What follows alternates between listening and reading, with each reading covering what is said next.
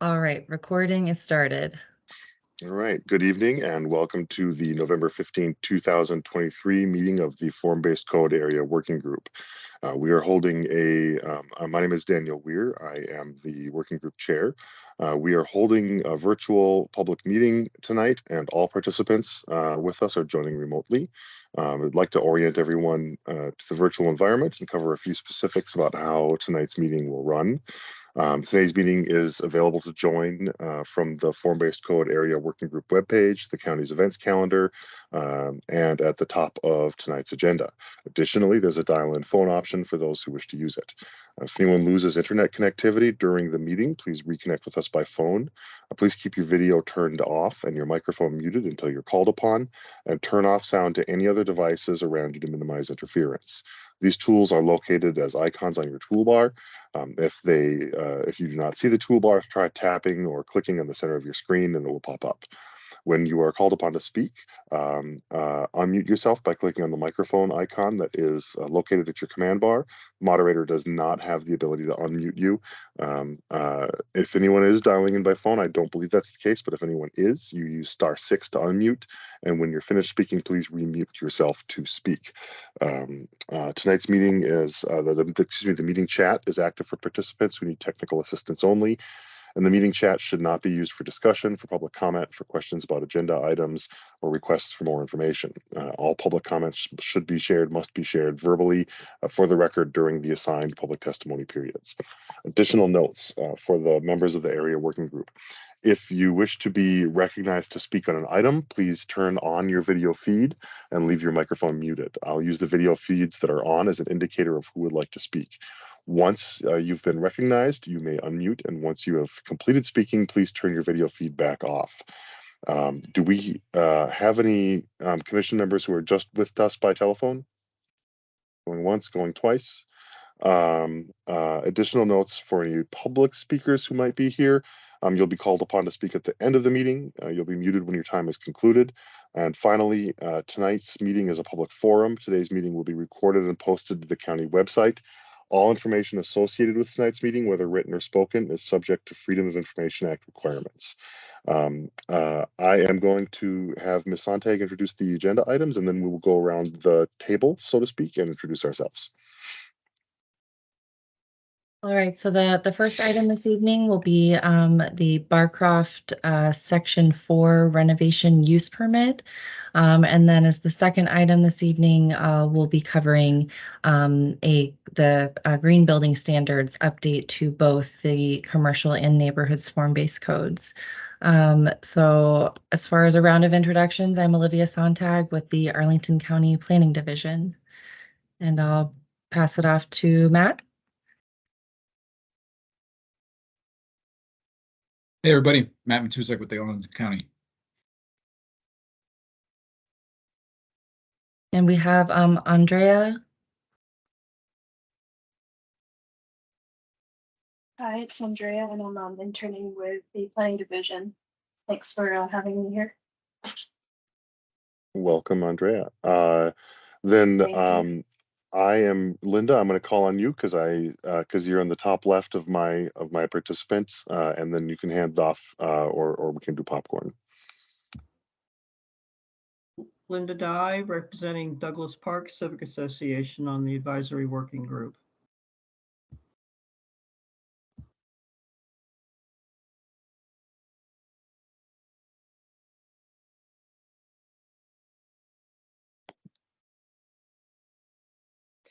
Amy McWilliams, representing the Columbia Pike Partnership.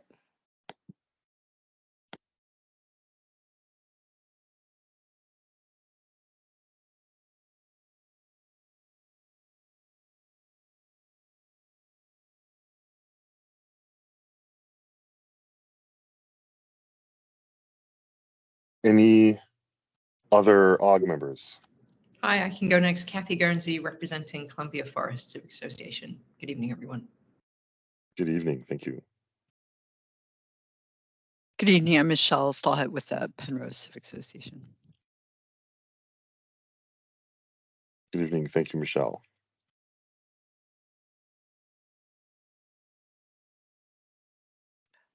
Hi, Katya Helbing with Barcroft. Evening, Katya. Do we have Alcova or Arlington Heights, Arlington Mill, Arlington View, Columbia Heights, Foxcroft Heights present with us? All right, well, everyone's aboard who's going aboard. Ms. Sontag, I'll give it back to you. All right, I'm going to go ahead and share my screen. I will give a very brief overview of the Barcroft renovation use permit because the applicant has prepared a much more detailed presentation, so I'll yield most of my time to them. But hopefully you all can see my screen. This may look a little bit familiar because this is a phase 2 use permit. We saw the first phase of Barcroft renovations come before the AWG back in, I believe it was in June, and which was approved by the county board in July. So I'll point out where that first phase of renovations occurred, but this again is now a second phase in a different section of Barcroft. So to quickly cover some of the background to help orient us to the site and kind of the larger context that we're looking at. Jared Lynch acquired the property back in December of 2021 with assistance of a county loan as well as an Amazon Housing Equity Fund to help facilitate that purchase. As part of that purchase, affordability of the over 1,300 units is preserved with up to 60% AMI for 99 years. So with each of these use permits, we are placing a condition on the permit for that affordability term. The larger master financing and development plan was submitted in October of 2022. And staff is continuing to review and analyze that with the Jared Lynch team. So while that planning is ongoing on the Jared Lynch side, they have agreed to move forward with some initial renovation projects, which is what we're looking at today. So these renovation projects will deliver upgrades to all of these homes and improvements that the applicant will cover in just a moment.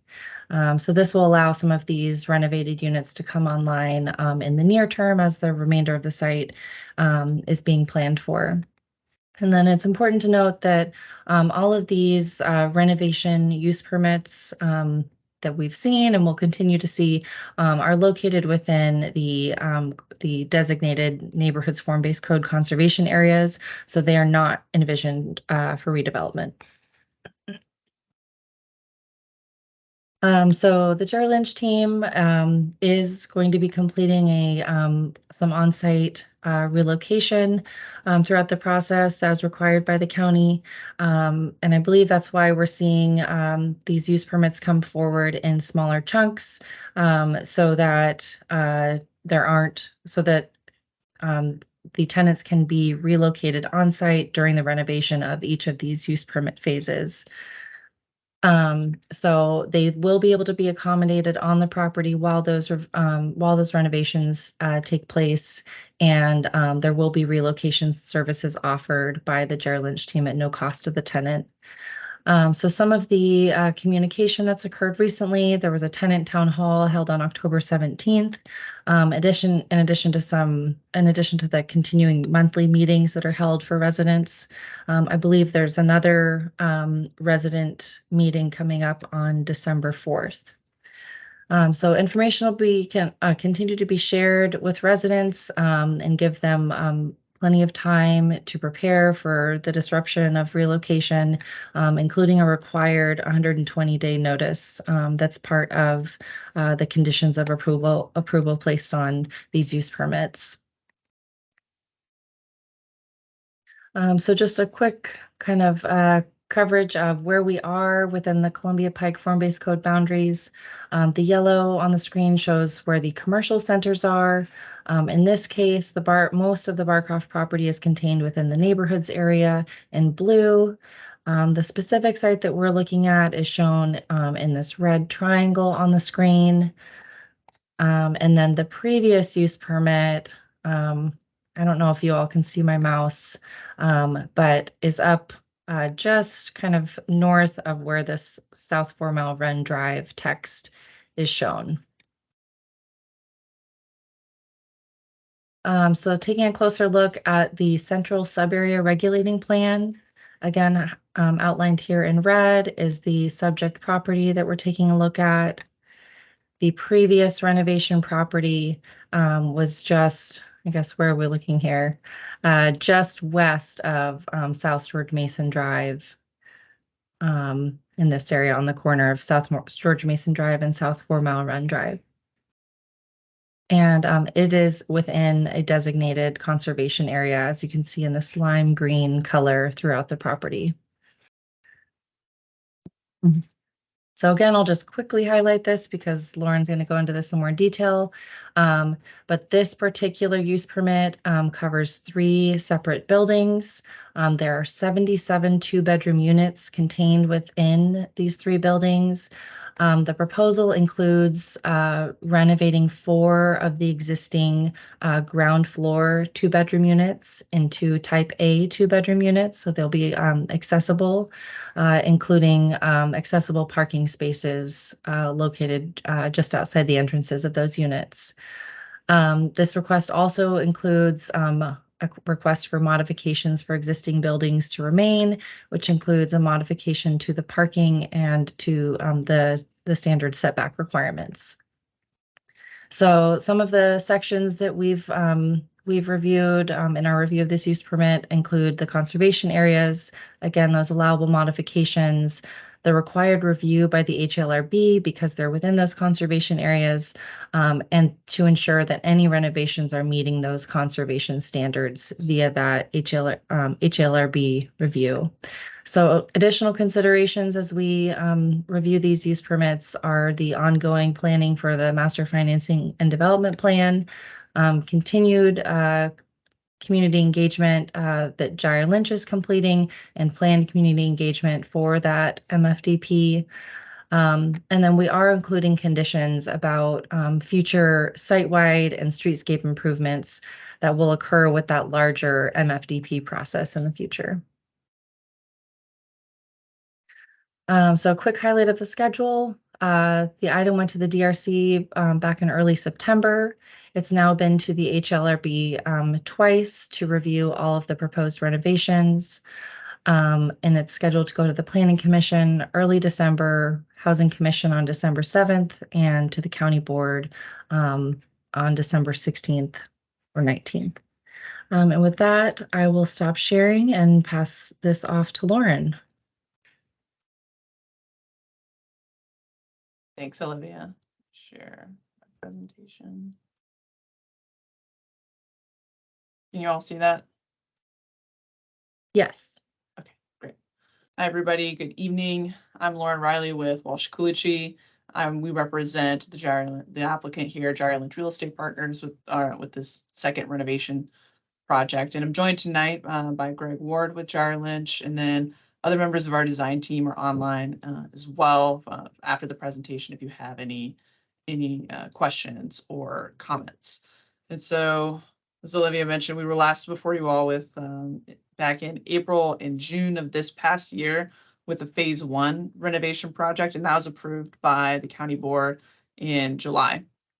And while we're waiting on that overall master financing and development plan for the Barcroft site, while that's undergoing, Gyre Lynch really wants to get started on renovating and rehabilitating some of these existing units to make the living conditions better for the existing residents, and also to fully commit these units as affordable going forward.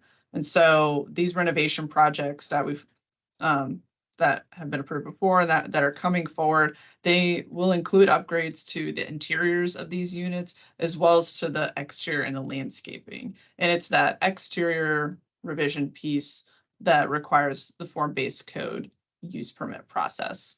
And for this project, we filed our use permit back in early September. As Olivia mentioned, we anticipate going to the December Planning Commission, County Board hearings. We've also met with the Historic Affairs and Landmarks Review Board and the Design Review Committee of that board back in September and October of this year to discuss the scope of these changes and the alterations. And I'll touch on their feedback as we go through some of the proposed changes in a minute. And then I'll kind of briefly touch on this. Olivia's slide was much prettier than mine, but this just shows you where the Barcroft site is in relation to the neighborhoods and the commercial code. The Barcroft site's outlined in blue. As you can see, the majority of it is located within the neighborhoods code, and a small portion of it's located within the commercial code. And then zooming into the regulating plan map for the Barcroft site, much of it is also located within the conservation area, which is intended to preserve not only the historic nature of these buildings, but also their housing affordability as well. And then some of these other areas around the green, these are the areas that are slated for redevelopment in the future. And these renovation projects, these use permits that are coming forward will involve buildings that are located within this lime green conservation area that are not anticipated to be redeveloped in the future. And here, sorry to switch orientations on you, but now Columbia Pike, which is north, is now planned left, and we're looking at the various phases of Barcroft and where this use permit scope is located within relation to the rest of the site. As you can see on the left, this area shaded in gray, these are the 5 buildings that were included with the first renovation phase that you all reviewed this past summer. And then now we're moving on to buildings 32 through 34. This will be the scope of the second renovation phase. And you can see this site's divvied up into different phases and different sections. The first phase of the whole Barcroft Garden apartment complex was developed in the early 1940s, and it's outlined in this blue line here. And then phase 2 came along a little bit later, later 40s and early 50s is in red there. And then each of these sections is color coded according to when these buildings were constructed. As you can see, these buildings 32 to 34 are purple in section 4. And these were built in the mid 1940s. And here's an aerial image, again, showing you where this phase 2 renovation project is located in relation to the rest of the site, as well as the site the renovation project you all reviewed this summer.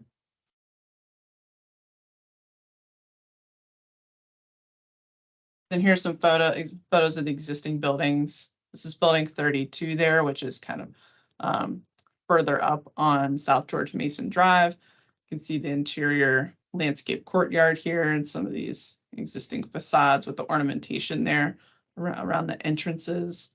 You can also see here in the bottom left photo how the grade is sloping down across the site. Here's building 33, similar orientation, similar ornamentation around the building entrances there. And then coming all the way down to the very tail end of Barcroft, this building 34. Again, you can see the steep topography as the grade drops off there at the end of the site. So the proposed renovations to these 3 buildings is very similar to what you all reviewed with the first phase, with the first renovation phase. So we'll be upgrading the exterior by cleaning the brick.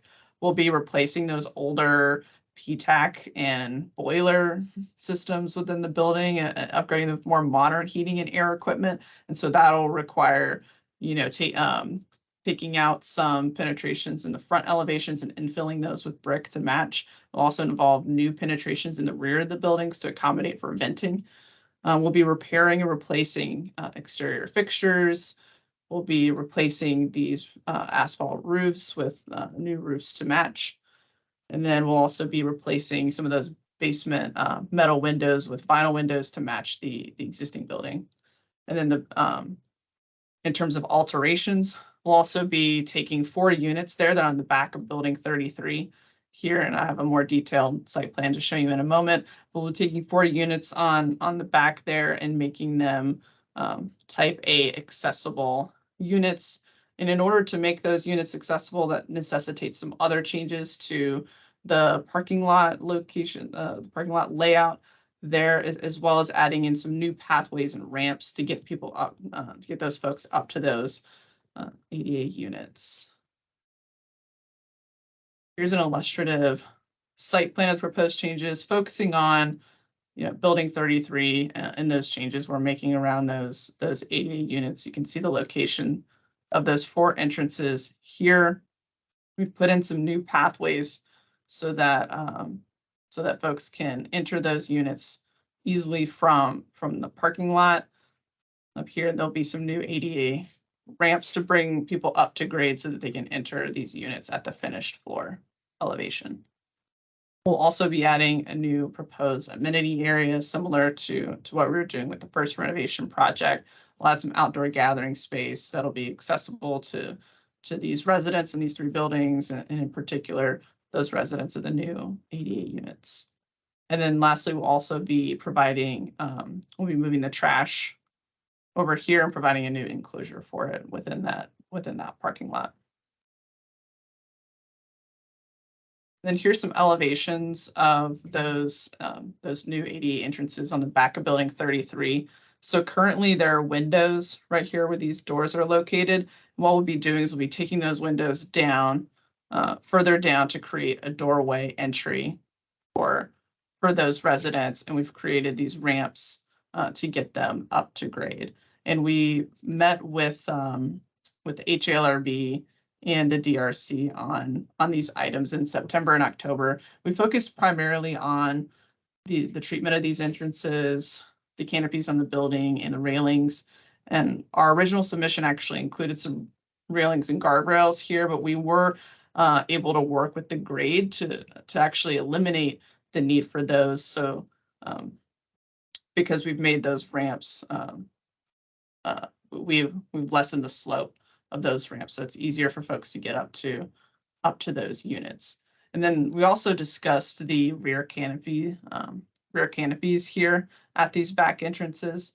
And typically, Virginia Housing requires canopies at all residential entrances. And with phase 1, with the first renovation phase, we've included those canopies, but said we would request a waiver from Virginia Housing. We heard back from the DRC and the HLRB that they would prefer to keep the canopies on these new ADA units at the rear, which is appropriate, and we agree.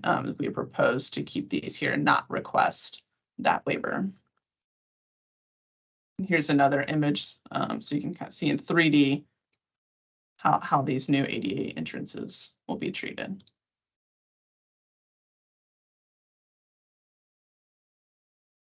And then, like I said, with the new doors for those entrances, we'll be taking those windows and bringing them down. And we're looking, in terms of design, we're looking to what's next to us, what rear entrance doors look like in the buildings neighboring us. So here is an image of a rear entrance on building 30, and then one that's on 32. You can kind of ignore these side windows because we will not have that condition on the back of building 33, but we are going to implement the arched entrance as well as the style of this door. We will be requesting a modification of the conservation area standards for this door material because Virginia Housing requires these doors to be fiberglass, and that's appropriate, especially on the rear elevation of these buildings. And then, as I mentioned, like last time, as required by Virginia Housing, in order to obtain tax credit financing, we're showing the canopies on all residential entrances to these buildings, but we will be requesting a waiver from Virginia Housing. And likewise, same thing with the vinyl or aluminum cladding of wood trim. It's required, unfortunately, by Virginia Housing, so we're proposing it in this application, but we will eliminate it if our waiver is granted. Then here's just a summary overview of our application. As I mentioned, we filed that use permit in early September and anticipate going to the board this December. With that use permit, we're proposing those exterior renovations to the building, which include the new ADA unit entrances and those landscape changes to the parking area.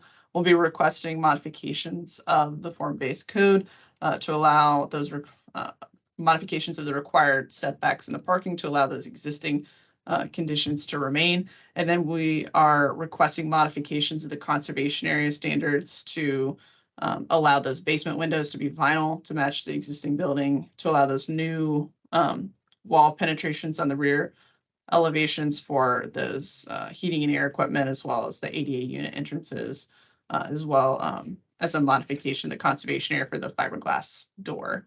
And then those other set of conservation area modifications for the wood trim and for the canopies, we are requesting those, but again, we'll ask for a waiver from Virginia Housing, so we might not have to implement them. And that brings us to the end of my presentation. That's all we've got. Our team is open for questions.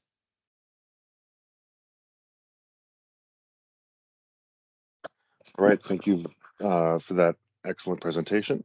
I think that we are going to, barring any suggestions to the contrary from Ms. Sontag, just go straight to questions and open discussion.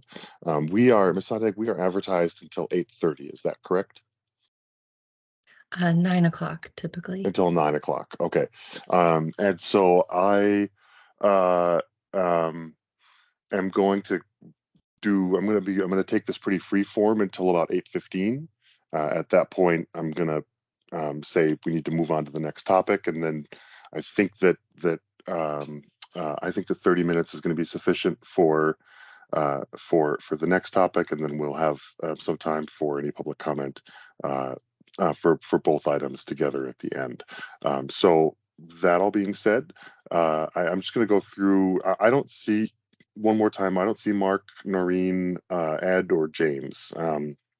If anyone, if you're here under a different name, please let me know. And Betty, I don't recall whether or not you spoke up at the beginning, but I see you here, so I've got you on the roster as present.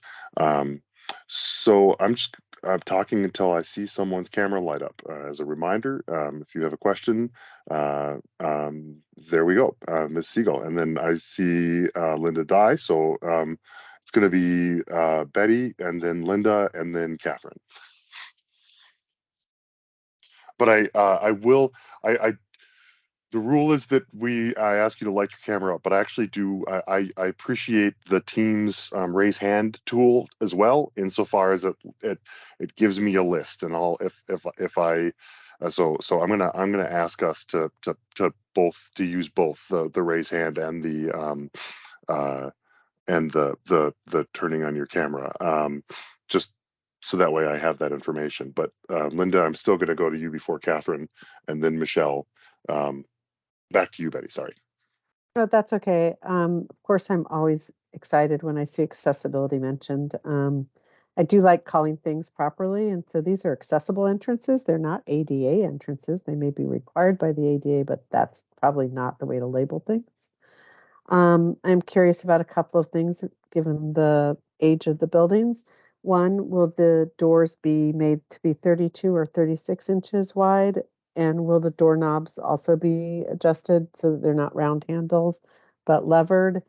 And I think the canopies are essential because people fumble with their keys at their doors, and somebody who has manual dexterity issues, whether you're aging due to aging or arthritis or anything else like that, should have some cover from the weather while they're maneuvering to get into their front door. I think you have the opportunity to make this into a real model of what a renovation of this kind can be by paying attention to a lot of the little details. And I'd really love to see those reflected in the drawings, not just presumed or, we'll get to that later. And I will turn it over to the next person. Thanks. Before Linda, I go to you, Lauren or Olivia, if you have anything that you just like 1 or 2 sentences, and then we can keep things moving. But if there's something critical, I wanted to give you the opportunity. Sure. I think there was a specific question on the width of the doors, and I'll recognize Perfect, Merdad thank you. Fruzan or Antoine Ledron with Blanchard Hairsign Architecture to see if they've got that information on hand. If not, we can take a look at that and get back to you on what's proposed.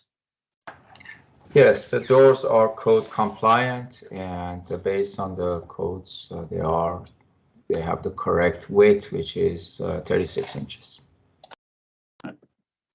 And Merdad, what about the door knobs? I assume they'll be levered, right? Yeah, everything is code compliant. Yeah, that's all I had. Thanks.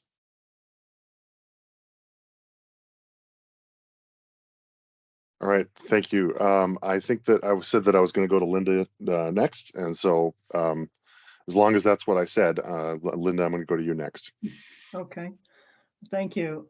It's great to hear that there are going to be ADA units.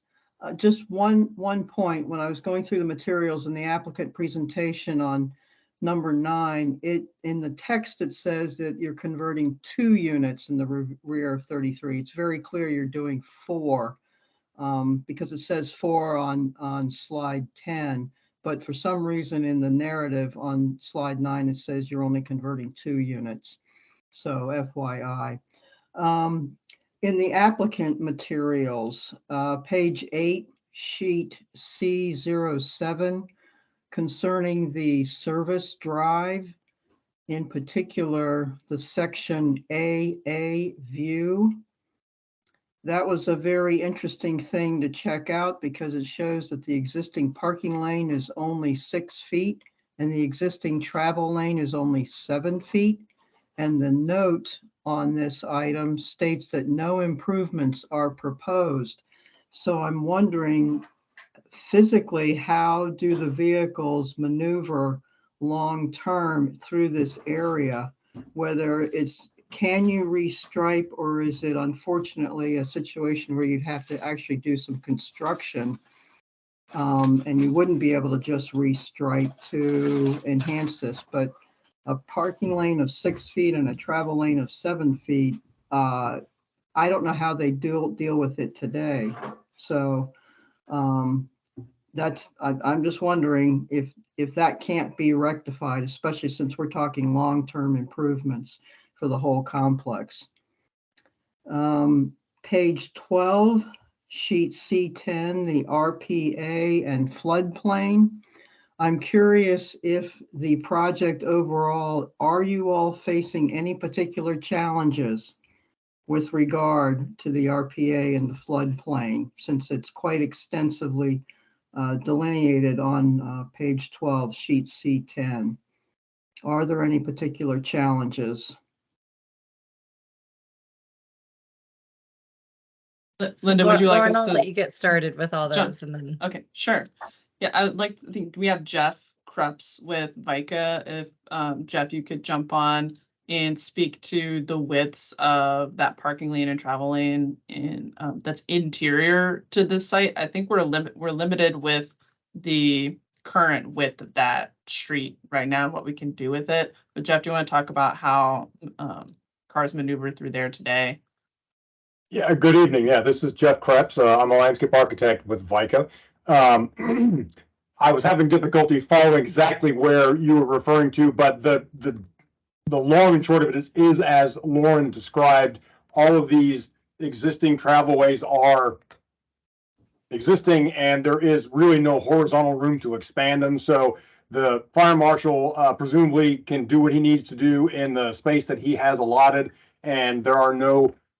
I think the note about street sections really refers to perimeter streets, public street sections, where we're saying we are not making any improvements to the public streets surrounding us. And in this case, the only alterations we're making are to the parking lot in the back to accommodate the accessible parking spaces. So I hope that answers your question. Right, and I think on one side of the drive, we have the existing building, so I don't think we can expand that further that way. And then on the other side of the drive is Doctor's Run. So I think you run into issues trying to expand that existing service drive. And currently, as Jeff said, the fire marshal can access that area for emergency purposes as it is today. And then on the floodplain, the RPA area, our team has looked at that. County staff and DES have looked at that as well. We don't have any issues with our proposed improvements within that area. They are all compliant with the floodplain ordinance and the RPA standards. Right. And Okay. Linda, did you want to touch on anything else? Yes, page 29, sheet L01, the tree inventory plan. Basically, is your overall policy for the entire project over the coming years to plant new trees for all trees removed, whether they're dead or they're in the way, in terms of needing to make some modifications? So are you basically replacing every single tree that has to be removed for one reason or another in general for the entire project? That is the general strategy. So everything that comes out that has to be removed that's live would follow the county's replacement requirement calculation at a minimum. And then the owner's goal overall is to anything that's dying or dead, right, would be removed and replaced as well. And that would be factored into our calculations as each phase comes through. Okay, sounds good. Building on that, page 32, sheet L04, the tree replacement tabulation.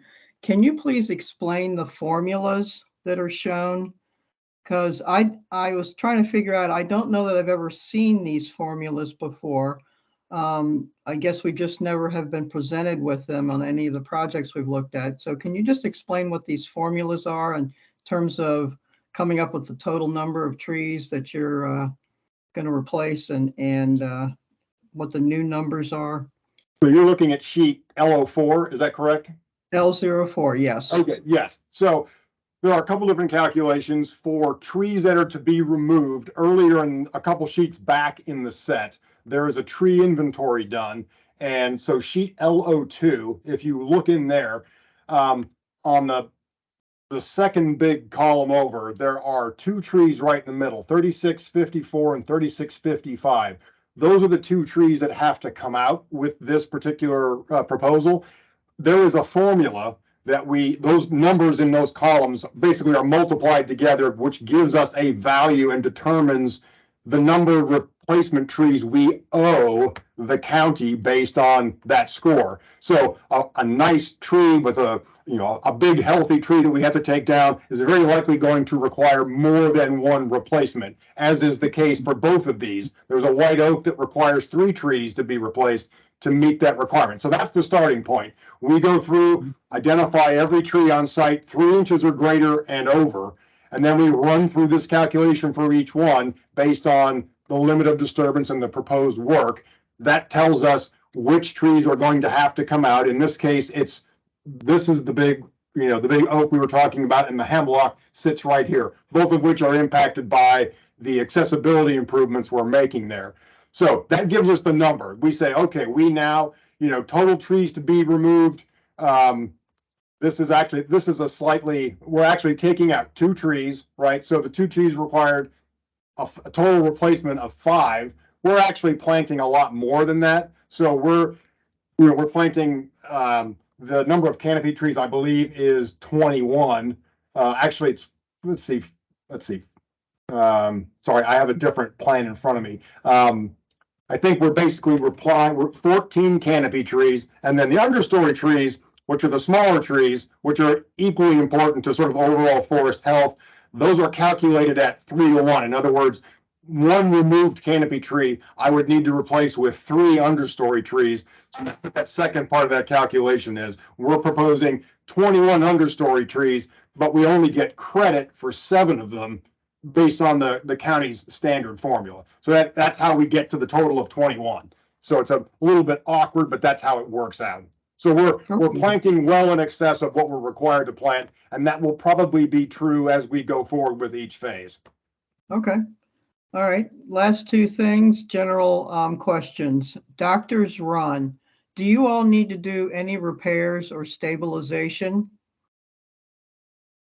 We have not, as part of this particular application, studied doctors' runs specifically at all, so I can't speak to that at this point.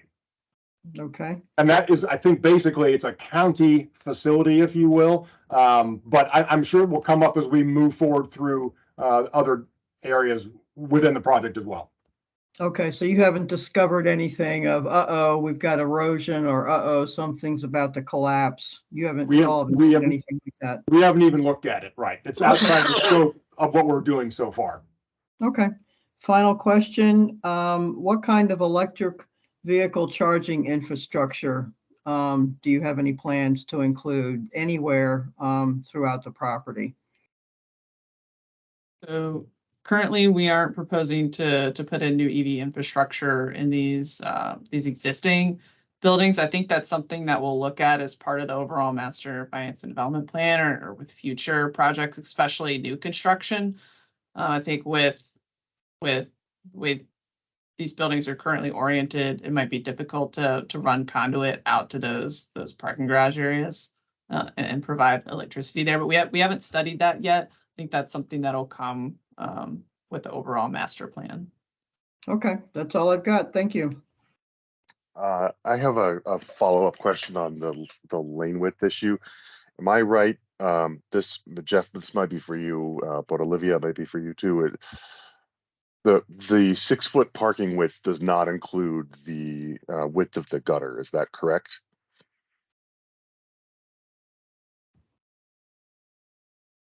I was actually trying to find that plan so I could give you an accurate answer, but typically the travel lane is exclusive of the gutter pan. That is typical. Occasionally we'll give a pavement width curb to curb if there isn't a gutter pan in place, but typically you are correct. In this case, it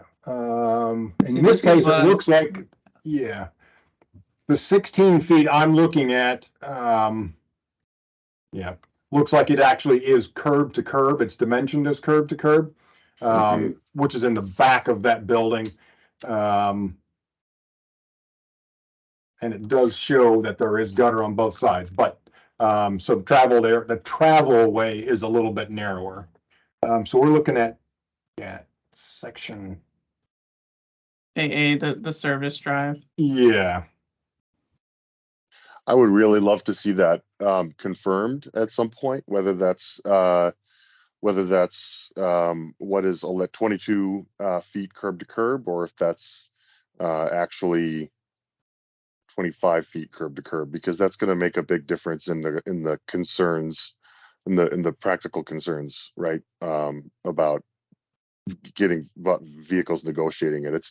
It's one thing for the fire marshal to have said we're fine with this. It's another thing to ask the residents to be negotiating it day in and day out, especially when there are going to be vehicles that are going to be the kinds of vehicles that people with limited mobility often have to drive. Obviously, we don't need to track down the answer tonight, but I would ask that you put a pin in that one and we get it straightened out. Absolutely, yeah. When I look at the plan that I'm looking at, the service drive, it's actually it's dimensioned as 28 feet from curb to curb, which includes gutter pan on one side of the street. So 26. Oh, interesting. Yeah, 26 traversable. So we will definitely put a pin in that and just make sure that is all sort of in sync. Great, thank you. Catherine, to you, and thank you, Linda, for the comprehensive questions. Hi, everyone. So I too am excited about ADA accessible units.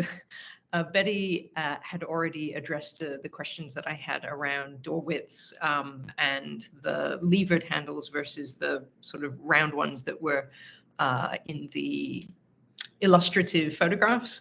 I'm going to assume that those illustrative photographs which had steps, that steps will not be part of the picture, that there will be true control-free access. Yes. I have two questions. One relates to the interior, and I recognize this presentation is very much focused on exterior. But in order for those units, which presumably haven't had accessible entrances to date, for them to be truly accessible, what are you doing on the interior, either in terms of widening doors or providing better navigation space for bathrooms or ADA accessible, height of toilets and things like that. So I'm curious what changes might we be making on the interior of those units to render them more accessible? That's my first question. Right. Well, we probably don't have the full layouts ready at this point because the interiors aren't within the scope of the form-based code use permit piece of it. But we have determined, how will this function, taking these, what are now windows, which I think are into the living area, the bathrooms of these units, and then kind of converting these units so that they are accessible and they do meet the code standards. And I can recognize Merdad or Antoine if you want to, if you have any information on the interior layout, how that will change to accommodate accessibility, or Greg, if you have any information. Yes, actually the layout is, we've already worked on the layout, and everything, as you mentioned, is accommodated for the ADA unit. This is what we do very well. We know how to do it, and there's no worry about it. All the bathrooms, kitchen cabinets, all the turns, everything is accommodated for a handicapped person based on the codes and regulations. Very good. They've already done it for us. Thank you. My second question relates to parking associated with those units. And I'm going to turn to, I think, page 19 of the applicant materials, which should be sheet A7, I believe. I hope I'm looking at the most appropriate. Yeah, 19 is sheet A8. I think A7 is the 18. I'll share my screen just to make sure. Is this one? Yeah, that's the one. So I see what look like the four units towards the top there. Yeah. And to the top left, it looks like there are two accessible parking spaces, which for those two units on the top left, I guess, those two units on the top left, we'll call it, those would be relatively proximate to those units. I'm curious about parking options for the other two accessible units, and apologies if you've covered this somewhere else, but I was just wondering, do only two of the units effectively have accessible parking? Is that accurate? Yeah, or is I think it was hard to see in that architectural plan sheet. I've reshared the screen with our illustrative plan, so you can see, as you mentioned, there's those two there in the corner, and then there's another two right here, presumably for those folks who are accessing these units on the further end of building 33. So they'll be able, so there'll be 4 new handicap spaces in the parking lot. We've kind of restriped that lot to accommodate for those spaces. Great, thank you very much. Yeah, I was just not seeing those top two in the middle, and it looks as though there are only 2 spaces for 2 of the units. So thanks for addressing that. I appreciate it. Of course. Back to the next org member. I guess that would be you, Michelle. Thank you. Hi, I actually think my questions might have been answered. I was going to ask about whether the doors were like push button doors, but I see that it's like each individual door for each individual unit, where that probably wouldn't happen. And so I didn't realize that at first. I just had a question. I think maybe for Olivia, I'm not sure about the relocation plan as part of this overall project. Was that just part of this negotiation, or was that like is there a county policy that kind of details like the relocation guidelines, I guess, for what they have to do? And is that like the cost of relocation is all paid for by Jerry Lynch, or I just wasn't quite clear on that. I know it's kind of a large, not just this project, but a larger question. Yeah, I can let Lauren address the cost piece of it, but on the county side, as part of these development projects, we do require tenant relocation plans, which we include as conditions of approval of these projects. Right. Yeah, that's right. And we've had with our last use permit with the phase 1, there's a set of conditions in there that require us to comply with the not only with the county's policy, but to go above and beyond that and actually provide financial assistance for those residents, as well as to relocate them on site. So normally the county policy does not require you to relocate folks on site if you do need to. However, here we've recognized the importance of the folks in Barcroft to remain within this community. And so Gyre Lynch has phased these renovation projects accordingly. So we're able to move residents out of these existing buildings into another unit in Barcroft. And Greg, please chime in if I'm wrong, but Gyre Lynch will be providing financial assistance for all residents who are relocated. Yes, that's correct. You said it well. Thank you.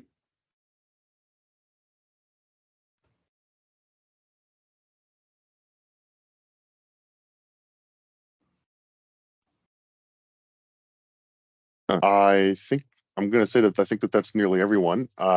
Just to confirm that this is another situation like the last one where we're in the by right, so to speak, form-based code process, correct? This is not okay. You're shaking your head. I'm glad that I asked because that means I'm not. That means that I haven't internalized that part. Yeah. So you were talking then about the going to the planning commission in December, but maybe you can just bring up that process slide one more time. Sure, I can share that again. And the reason that this one, even though these changes are, seem on their face very minor, is that it's located within the conservation areas, and that there are also those modifications being requested for those existing buildings to remain. But I'll pull up that process slide one more time if that's helpful. And with the last project, Commissioner Weir, that you heard in October, that one wasn't in the neighborhoods code, but was not in the conservation area. And all of those proposed improvements complied with the form-based code regulations, so it was able to be approved administratively, though the FBC requires that we always go to the AWG for each project, including ones that are administrative. Okay. And have you gotten feedback from the from HALB and the design review committee specifically about the plans to remove the about the intent or the aspiration to remove the trim on the entrances?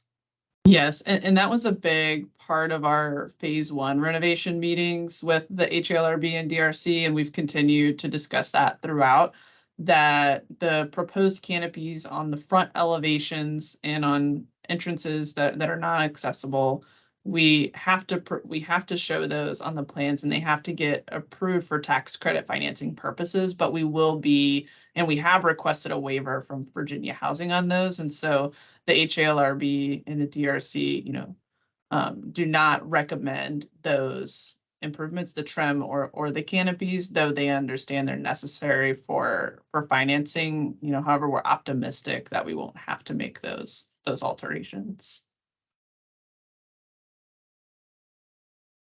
Okay, and so will we know more about whether the alterations need to be made by the time this comes to planning commission?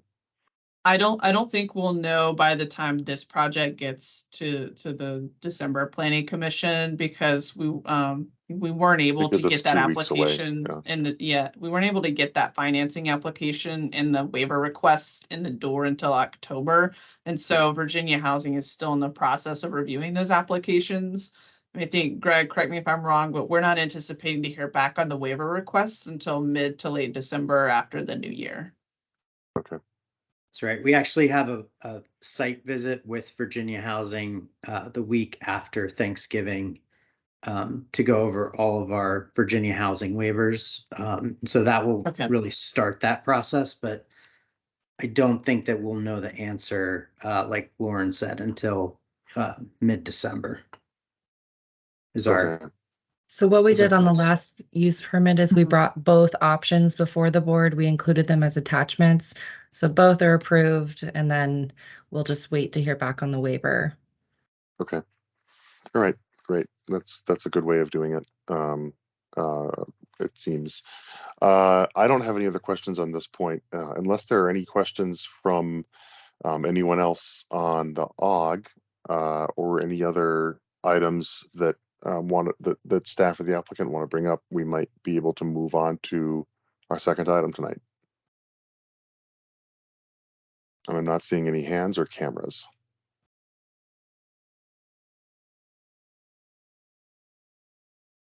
It's great. Ms. Riley and colleagues, All thank right. you for the presentation and thank you for joining us. Thanks, everybody. We appreciate your time. Have a good night. Thank you. Good night.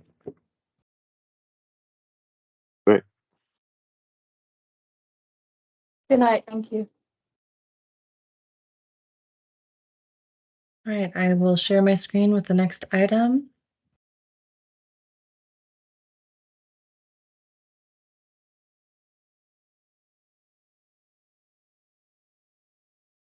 All right, so these are some proposed zoning ordinance amendments to update the green building standards in both the commercial and the neighborhoods form-based code.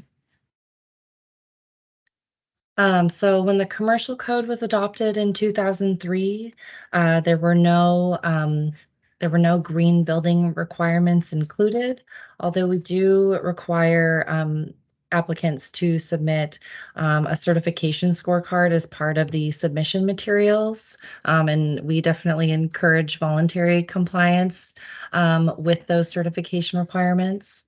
Then in 2013, when the Neighborhoods Form-Based Code was adopted, it did include green building standards, which at its highest is LEED Silver, and then depending on the building envelope standard, decreases from there. So just quickly, kind of the aspirational timeline that we have for this item is a request to advertise going to the county board this December, and then the final consideration of those amendments going to the board and the Planning Commission in February of 2024. So we began this process back in March of this year, and began by just taking a look at the existing requirements of the neighborhoods code, and then reaching out to different county departments to understand their work with current green building standards, both in and outside of the neighborhood, both of the form-based codes. So we've talked with current planning staff on the site plan review team just to understand their work with the green building incentive policy and some of the certification types and levels that they see achieved on some of those site plan projects. We also talked with our inspection services division to understand how the building code intersects with some of these green building standards. We met with housing staff in CPHD to learn a little bit more about what is required in order to earn tax credits for affordable housing projects. And then we worked throughout this process with our colleagues in the Department of Environmental Services Green Building Program. So outside of that, we met with planners at Fairfax County and the city of Alexandria to hear a little bit about some of their kind of concurrent updates to green building standards, and then 2 different architecture firms that we've worked with a handful of times on form-based code projects. So again, we're revisiting the form-based code boundaries here. Commercial codes in orange and the neighborhoods areas in blue. So before we jump into some of the findings from the conversations with other county departments and external stakeholders, I just wanted to provide a snapshot of some of the certifications that we've seen to date since the original adoption of the commercial code 20 years ago and the neighborhoods code 10 years ago. So under the commercial code, we've seen a total of 17 development proposals come through and have been approved by the county board. And only 4 of those have delivered commitments to sustainability by voluntarily agreeing to achieve a certification pathway. One of which was an affordable housing project. That's where we see this Earthcraft Platinum.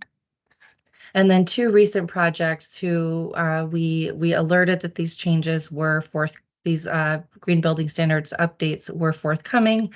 So they also targeted certification levels, although these were just approved in 2022 and 2023, so they're not yet built. So on to our 6 neighborhoods form-based code projects that have been approved. These all were required to provide a certain level of green building standard certification depending on their building envelope standards. So we've had a handful meeting that LEED Silver standard. And then one of our most recent projects that opened, Arlington View Terrace East, did achieve Earthcraft Gold. That was an AHC project, and they were required to meet that level of certification in order to earn those credits. And then the first Barcroft renovation project did target the National Green Building Standard silver level. We also at last month's meeting reviewed Arlington View Terrace West, and that project was also targeting Earthcraft Gold certification. So some of our general findings in speaking with other county departments and external stakeholders were that a variety of certification options are preferred to just accommodate some of the different needs of these development projects, development typologies, and some of the difficulties with the process of each certification option. There's a general emphasis on moving towards more performance and outcome-based certification methods. And then another emphasis on wanting Energy Star certification for these projects, in addition to the kind of overarching certification requirements. Specific to Columbia Pike, we learned that projects on the Pike do score high in points for transportation and location in particular. Even though they're not on a metro corridor, the access to transit does allow them to score fairly high in those areas.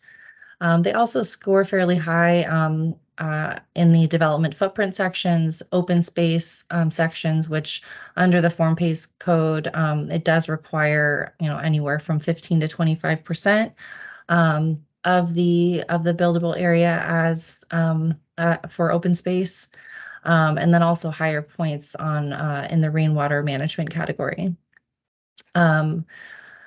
For affordable housing projects, again, if affordable housing projects choose to earn their points by meeting sustainability standards, they must meet either LEED Gold or Earthcraft Gold as a minimum standard. So that's why we're seeing some of those projects achieve such higher levels of sustainability. We've heard from several members of housing staff and other developers that Earthcraft is often the preferred option for these affordable housing projects, just given the process. So again, an example of that is Arlington View Terrace East and West, which both pursued Earthcraft Gold. In terms of LEED Silver, we're often seeing, as we saw in a couple examples of the commercial form-based code projects, that LEED Silver is proposed even without incentives. We do know that LEED version 5 is currently under review. We're still uncertain of that release date. I think recent feedback from DES is that they were looking for the release in Q4 of 2024. So still some time. So all of the references that you'll see proposed here and in any updated condition language will continue to reference LEED version 4. There is a 10-point gap between LEED Silver and Gold, although many of the scorecards that we receive for these projects do almost reach that LEED Gold certification level. So we do feel that by targeting gold earlier in the process, that level is attainable. We've also heard feedback that the certification process can be very lengthy and expensive, so another reason to offer a variety of certification options. And then in regards to Earthcraft, this option is currently offered in the GBIP, and Earthcraft Gold is equated to LEED Gold in the GBIP. One of the positives of this certification process that we heard was that they do provide a technical advisor, which really assists with this process. It also has a heavier emphasis on performance than LEED does, and the overhead cost is generally lower. So on to the main event. These are the proposed updates that staff has landed on through all of this analysis. So in this table, we've broken up our building envelope standards into the kind of multifamily and mixed use categories for the neighborhoods and commercial form-based codes, and then the townhouse, duplex, detached, kind of lower density building envelope standards in the neighborhoods and commercial form-based codes. So you'll see in the second column here, the existing minimum standards, again, non-existing for those two, the commercial form-based codes, but for the multifamily mixed-use building envelope standards, currently we require LEED Silver certification, or for Virginia Housing Development Authority projects, LEED or Earthcraft certification as an option. What we're proposing is, for minimum standards, is LEED Gold, Earthcraft Gold, or an equivalent certification as determined by our Department of Environmental Services green building staff. So we have a number of different certification options that could be equivalent, but again, it would be on a case-by-case basis. We'd also be looking for them to achieve Energy Star certification, some additional energy optimization metrics, which we'll cover on the next slide, and some additional prerequisites, which again, I'll talk a little bit more on the next slide. So under our lower density building envelope standards, we currently require LEED or LEED Earthcraft certification or an equivalent certification. We also currently list Green Home Choice as an option. However, that program has been placed on hold, and we're unsure when it may come back online. As part of our proposed minimum standards, we are not including Green Home Choice at this time, but we are proposing LEED, Earthcraft, or an equivalent certification for these lower density building envelope standards. In addition to that, we are still proposing that they meet Energy Star certification, but we're not tacking on those energy optimization and additional prerequisites for these building envelope standards. So to take a closer look at the energy optimization requirements that we're considering, these are pulled from the current green building incentive policy that applies to sites elsewhere in the county looking for to earn additional density. These standards were automatically updated this June. So all of these energy optimization standards reflect that automatic update that occurred in June. So one of these optimization options would have to be met, and they're designed to accommodate different certification pathways that are selected. And then some of the additional prerequisites that we're looking at, again, have already been reviewed and vetted through the Green Building Incentive Policy, which was adopted back in 2019. So some of these prerequisites include Energy Star appliances and fixtures, those water sense plumbing fixtures, refrigerant leakage, equity, diversity, and inclusion program requirements for contractors. Energy benchmarking, air sealing of ventilation supply and exhaust, EV charging infrastructure, biophilia, bird-friendly materials, renewable energy, and light pollution reduction. We did provide a memo that was distributed to the zoning committee a couple weeks ago. So all of these additional prerequisites are further explained in that document, and we're happy to answer questions about that as well. So as far as the schedule, back in October, we met with NAOP. Really did not receive any questions on the proposal, but maybe everyone's just was not ready to ask questions at that time. We did meet with the zoning committee last week. We plan to meet with the Climate Change, Energy, and Environment Commission in December. This item will go to the county board for request to advertise in December. And again, we're targeting a planning commission and county board hearing for the amendment in February. So with that, I will stop sharing my screen, turn it back over to Commissioner Weir, and I'm happy to take questions. Thank you very much, Olivia. And same format. Just raise your hand, turn your camera on, and we'll just have a discussion. Perhaps it will be a brief one.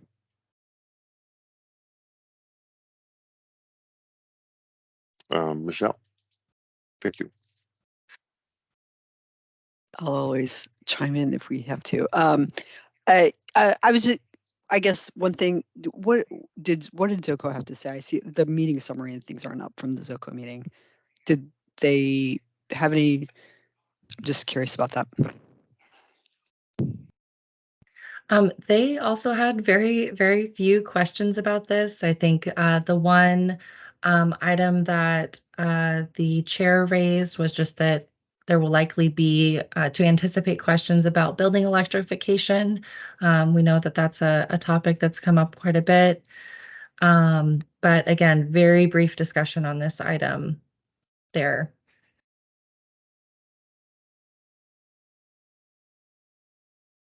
I'll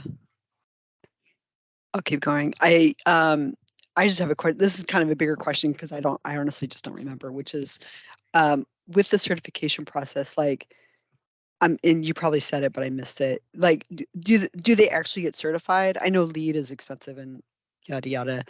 And then how do we make sure that they get certified? Like, I know I just don't remember how it works, honestly. No, that's a great question. So as part of this update, if the board were to approve updates to these green building standards, we would also be updating the standard condition language that would be attached to any use permit that went through this process.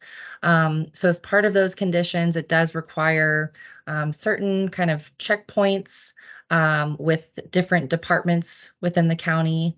And we have our green building program staff that will work directly with them throughout that certification process. So it does give them a time frame in which to achieve that certification. For things like energy optimization, there's utility data that they have to provide, and again, they have a timeline in which to demonstrate that they're meeting those kind of energy benchmarks throughout the process. So it is a long one, and it does require quite a bit of monitoring, and that's part of the challenge of these, requiring this level of sustainability. But we do have kind of the staff and the conditions and the program set up to do that monitoring.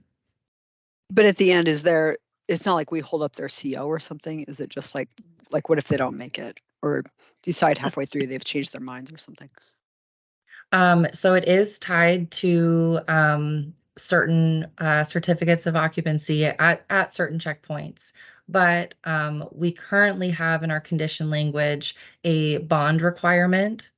So that if they do fall short of the certification points that they're required, they would be required to pay the difference. But I don't know that, I can't think of any projects where that's happened.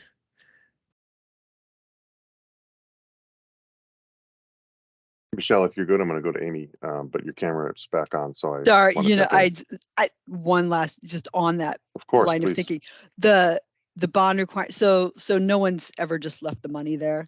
And I only ask because I'm very familiar with another green building program where I don't know where that they did the same thing, but then wasn't sure where the money went. Like people didn't come back to get their money for the bond requirement, and then do you know where the money goes for the bond Oh, that's requirement interesting. if they don't come back and get it?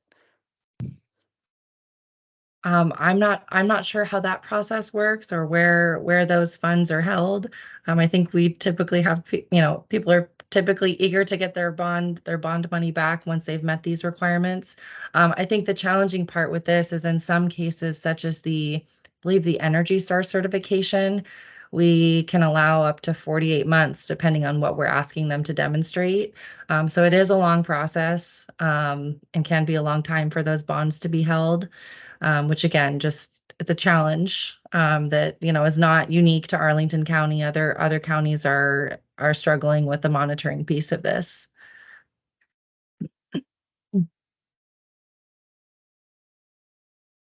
Thank you, Amy. Do you?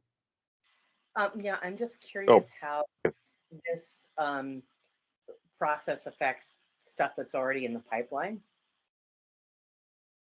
Like, do they have to go back and try to figure that out if they want to get those benefits?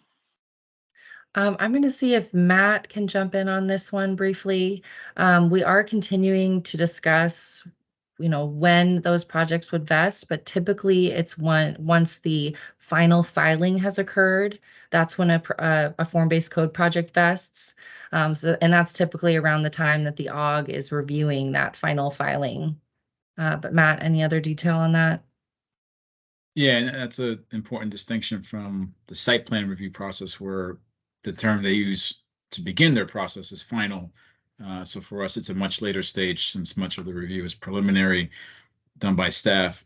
Again, I think what we try to do is be very transparent and alert even folks that are just coming in to initially have a conversation about whether or not they would even want to file the preliminary application, and let them know that this work is going on and we have a projected timeline that I think we're trying to achieve, and continue to work with those folks. But I think ultimately, as we go through the Planning Commission and County Board, we anticipate that those discussions might clarify this further in terms of the specific date at which this will go into effect.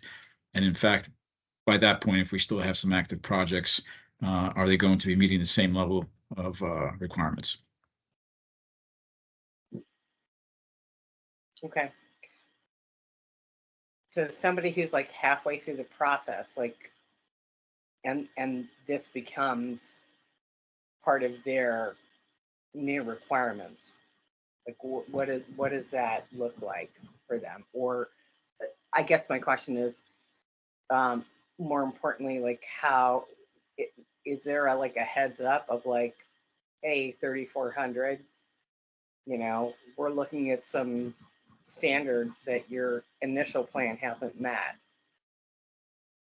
Is there a process to give them the opportunity to meet those standards that might not actually be in place yet, but potentially will be? I think the two that are active currently, and as best as we can tell, are months away from really reaching the advisory working group level of discussion. I think they've been alerted to our framework and initial recommendations back in September, maybe, or August. So I think they've had some time in what we consider still early in their design stage to figure out what they were anticipating before and what they may need to consider moving forward. So that's something that we're going to keep working with them on. Okay. So my next question would be around like the Fillmore Shopping Center, which has had a plan that's like good to go, and they've gotten tied up in money and whatnot. If their original plan was approved, but they've been delayed because of market concerns, where does that put them in terms of this? Like, are they grandfathered or? Yeah. So for that specific project, that's another example where I guess Matt was the one who worked on that one, but talked to them early in the process. We already had this item on the work plan, and they did agree to achieve LEED Silver as part of that, even though there were no green building standards under the commercial code at that time. So that has been that was included as a condition of approval for that specific project. I guess what we don't know is when, if use permits have to be renewed or if they expire. I'm not sure how this would apply, but Yeah, no, thanks. We're trying to get tenants in there. We're trying to get the building uncondemned. Fingers crossed, y'all. Thank you. Thank you, Amy. Anyone else on this? Michelle, yeah, I was going to call on you because I saw that you had lit up a moment ago. Thank you. Sorry, I was making dinner at the same time as I was listening, but the prerequisites again, when it says on your memo, the additional prerequisites under consideration include yada yada yada. Are those Arlington County prerequisites? They're not that, because I know the green building pros have like a baseline of prerequisites. Are these the Arlington County prerequisites? And then I have a question. yes, so these are prerequisites that were already kind of studied and identified with the green building incentive policy. So, and a lot of these things are automatically done in projects, but it's more to memorialize, making sure there are, refrigerant leakage requirements involved, and but also just to add a couple other priorities that assist in meeting the county's climate and energy plan. Sorry, and then they get a pick from these, or like no, these would they're all be of them required as currently proposed. They would I all see. be required. Yeah. So I have a question specifically about the equity one. Like, were there other equity prereqs considered, and then like this one was chosen, or was like this kind of the only thing because some other departments have done it previously? So given the kind of limited scope that we had for this project, we did lean on all of the previous study that was done under the Green Building Incentive Program review, which was much more robust. So that's how they arrived at some of these additional prerequisites. So one of those that emerged was the diversity, equity, and inclusion program. And again, those the details of that I think are laid out a little bit more in that memo, which includes an attachment that details some of those requirements, but generally includes a staff training plan that reflects the firm's understanding of structural racism and its intersection with the building industry, professional development opportunities, and then strategies in place to ensure inclusion. So yeah, I read it. I was just wondering that in kind of the larger look, was that the only like sort of equity prerequisite that was considered, or were there other ones? And then staff was like, oh, this is the one that makes most sense. A yes or no is fine. You don't have to like explain more than that. I'm just genuinely curious about that. I will say, yes, that was what was studied at the time of the Green Building Incentive Program policy adoption. However, there has been further ongoing study since then that we may be able to kind of round this out and provide even a more robust program as this moves from the request to advertise to the final proposal for the board in February. And it doesn't come back to us, right? Like this is it. It goes to RTA and then it goes to the board. It doesn't come back to our group, right? Correct. It's not scheduled to come back. Thanks.